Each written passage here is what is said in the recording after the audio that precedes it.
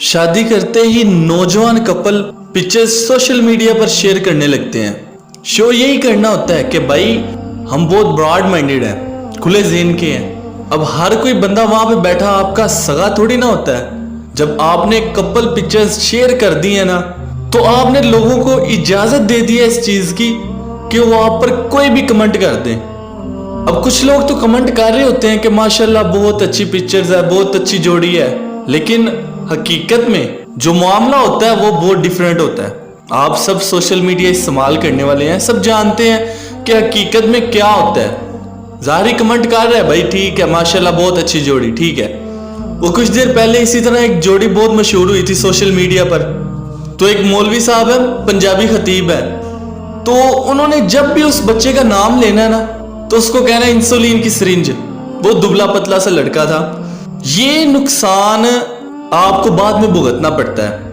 कुछ लोग तो आपकी तस्वीरों पे अच्छे कमेंट्स कर रहे होते हैं, लेकिन कुछ लोग वो अलग अलग तरीके से आप पर कमेंट कर रहे होते हैं। अब उन मौलवी साहब की बात सुन के लोगों ने बड़ी वाह की, भाई क्या नाम दिया है, इस पे टिकटॉक भी बन गई। अब बात यहाँ पे समझ लें कि औरत क्या है, छुपाने की चीज या दिखाने की?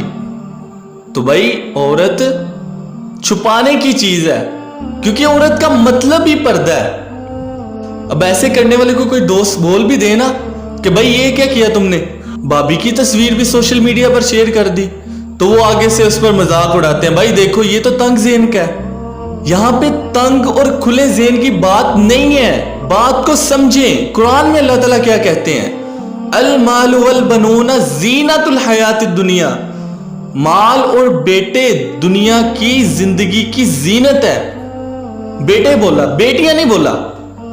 अगर औरत दिखाने की चीज होती तो भाई कुरान में अल्लाह ताला ये ना कहते माल और औलाद, क्योंकि औलाद में बेटे बेटियां सब आ जाते हैं। लेकिन अलग से बेटों का लफ्ज यूज करके समझाया कि बेटे जीनत है, बेटियां दिखाने की नुमाइश करने की चीजें नहीं है।